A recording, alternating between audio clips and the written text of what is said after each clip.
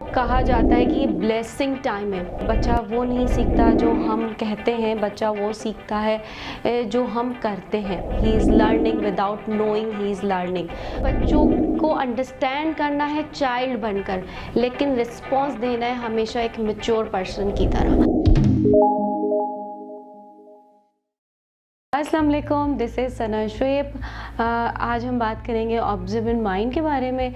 Last हमने एक session किया था जिसके बाद बहुत ज़्यादा क्वेश्चंस आए थे और मुझे बहुत खुशी हुई, क्योंकि अगर आप इस ऑब्जर्वेंट माइंड को समझना चाहते हैं एज अ मदर, तो ये आपके लिए बहुत बेनिफिशियल होने वाला है। तो आज हम बात करेंगे ऑब्जर्वेंट माइंड के बारे में। ये किस तरह हुआ करता है, ये माइंड क्या है, इसका एज फ्रेम क्या है, और हम इसको अपने लिए और चाइल्ड के लिए किस तरह बेनिफिशियल बना सकते हैं। मारिया मॉन्टेसरी ने एक्चुअली ऑब्जर्वेंट माइंड को डिस्कवर किया था, जो कि वो कहती हैं कि 0 से 6 ईयर में बच्चा ऑब्जर्वेंट माइंड में होता है। 0 to 3 ईयर्स चाइल्ड जो है वो अनकॉन्शियस ऑब्जर्वेंट माइंड में होता है, जबकि 3 to 6 बच्चा कॉन्शियस ऑब्जर्वेंट माइंड में होता है।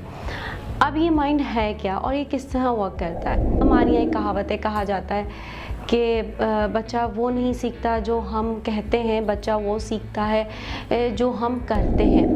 एक्चुअली इसको साइंस ने डिस्कवर किया है और कहा है कि वो ऐसा क्यों करता है, इसकी क्या वजह है। इसकी वजह है ऑब्जर्वेंट माइंड, यानी चाइल्ड का माइंड इस तरह से वर्क करता है कि एज इट इज़ जो भी इन्वायरमेंट है, जैसा भी इन्वायरमेंट है, वो उसको एज इट इज़ अपने अंदर, उसका जो माइंड है वो उसको सोक कर रहा होता है, ऑब्जर्व कर रहा होता है, और वो उसकी मेमोरी में स्टोर हो रहा होता है।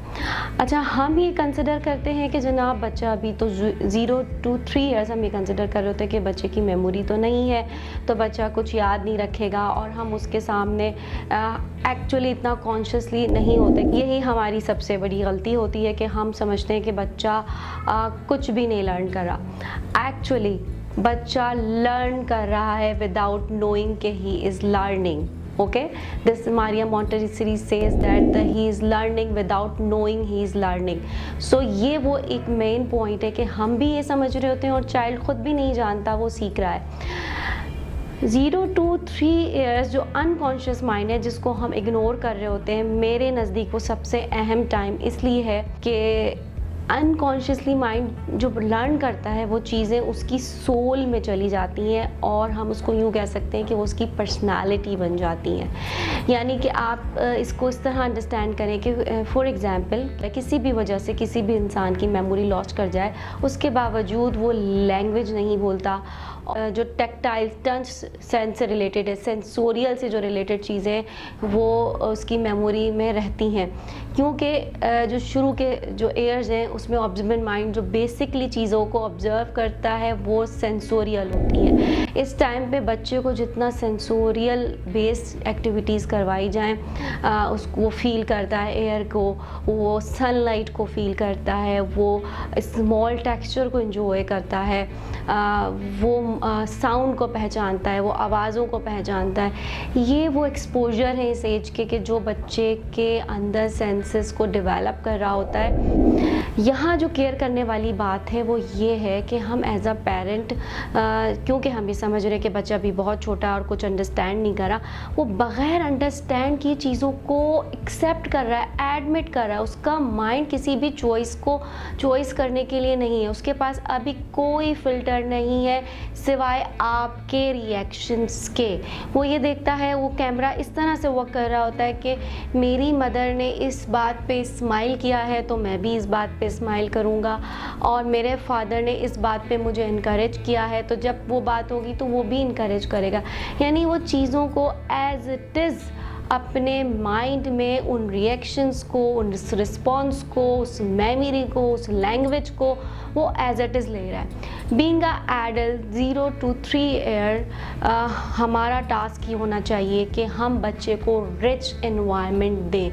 मैंने लास्ट टाइम कहा था फिल्टर एनवायरनमेंट दें, आज मैं इसमें एक और वर्ड ऐड कर रही हूँ कि हमें बच्चों को रिच एनवायरनमेंट देना चाहिए। वो रिच एनवायरनमेंट ऐसा होना चाहिए कि हमें पता हो, हम उनकी डेवलपमेंट के स्किल्स को समझते हुए उनको एक्सपोजर दें, ज़्यादा से ज़्यादा एक्सपोजर दें और पॉजिटिव रिस्पॉन्स दें। को अंडरस्टैंड करना है चाइल्ड बनकर, लेकिन रिस्पॉन्स देना है हमेशा एक मैच्योर पर्सन की तरह। हमें चाइल्ड को अगर हम इस तरह से टैकल करते हैं तो हम बहुत अच्छी पेरेंटिंग पे चले जाते हैं। 0 to 3 years बेसिकली बच्चे घर में होते हैं और आपने वो लैंग्वेज देनी है जो आप सिखाना चाहते हैं। ना सिर्फ मैं ज़बान की बात कर रही हूँ, जो ख़ास जुमले बोले जाते हैं, जिस तरह की लैंग्वेज यूज़ की जाती है, जिस तरह का लबो लहजा अख्तियार किया जाता है, बच्चा उसी पर आ जाता है। ठीक है ना। तो जब हम बच्चे को लैंग्वेज देने लगे तो हमें एक्चुअली हम उनको बैठ के लैंग्वेज नहीं सिखानी पड़ती। आपने नोट किया होगा बच्चे खुद ही बहुत सी चीज़ें लर्न कर रहे होते हैं, या आपने देखा होगा कि जनाब वो कहीं से चीज़ों को ऑब्जर्व कर रहे होते हैं और नेक्स्ट टाइम वही काम बिल्कुल वैसे ही कर रहे होते हैं बग़ैर आपके सिखाए।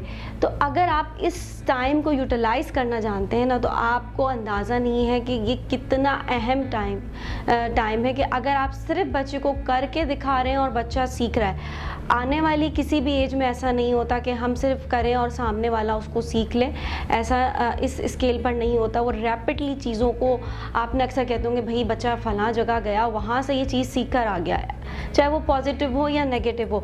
यानी इट्स मीन कि वो बस चीज़ों को देखेगा, एक दफ़ा वो करते हुए देख लेगा और वो उसको सीख लेगा। तो अगर आप एक क्वालिटी टाइम निकालें जिसमें बच्चे के साथ देखिए, ऐसा नहीं होगा कि आप बच्चे को कहें, कमांड दें। लैंग्वेज वो अभी सीखने के प्रोसेस में है, उसने सीखना शुरू किया, इसलिए यहाँ लैंग्वेज काम नहीं करेगी, यहाँ आपका प्रैक्टिकल वर्क ही काम करेगा, ये याद रखिएगा। तो अगर आप चाहते हैं, अगर फॉर एग्जांपल आपके यहाँ बड़ा रिलीजियस इन्वायरमेंट आप उसको चाहते हैं रखें, तो आपके घर में रिलीजियस इन्वायरमेंट होगा तो वो ऑटोमेटिक उस पर आ जाएगा।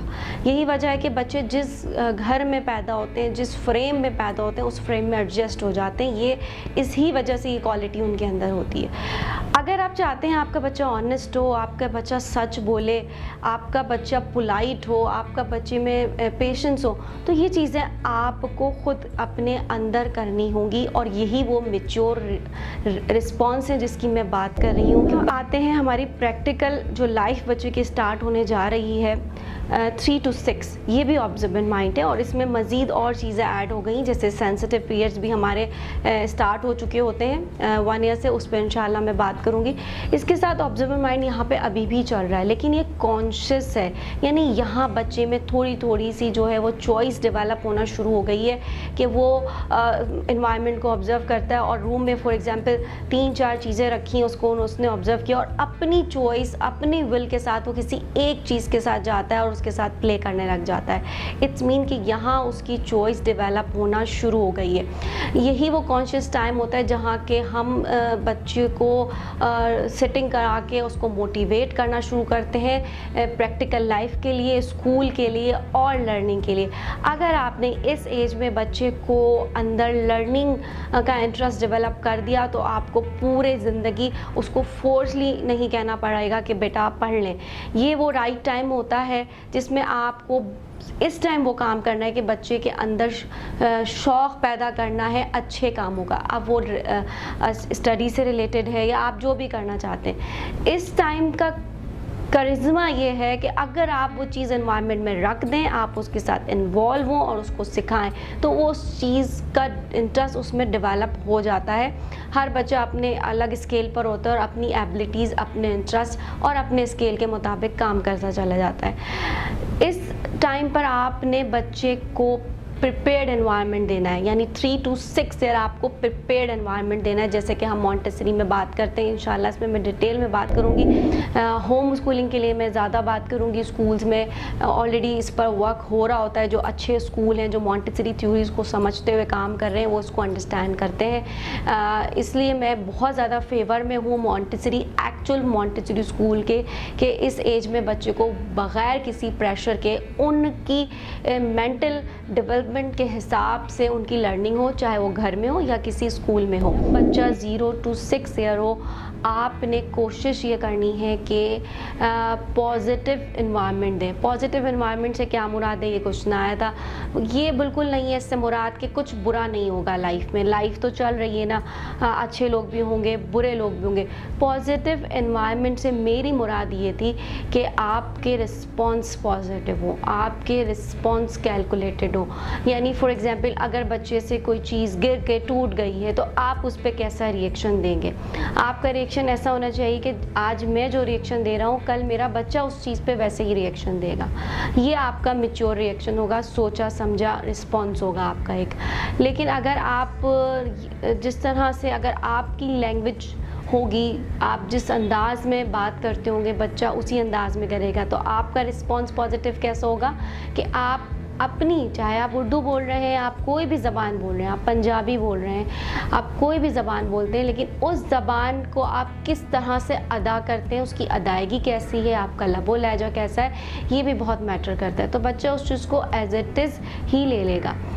याद रखिएगा कि बच्चे के साथ आपने सिंपल रहना है एज पॉसिबल। जितना आप सिंपल रहेंगे, उसको आपको समझने में, एनवायरनमेंट को समझने में और उसको ऑब्ज़र्व करने में, अपने अंदर सोक करने में आसानी होगी। ये एक और दफ़ा मैं बात कह रही हूँ कि बच्चे के अंदर चॉइस नहीं है, वो एज इट इज़ चीज़ों को ऑब्ज़र्व कर रहा है।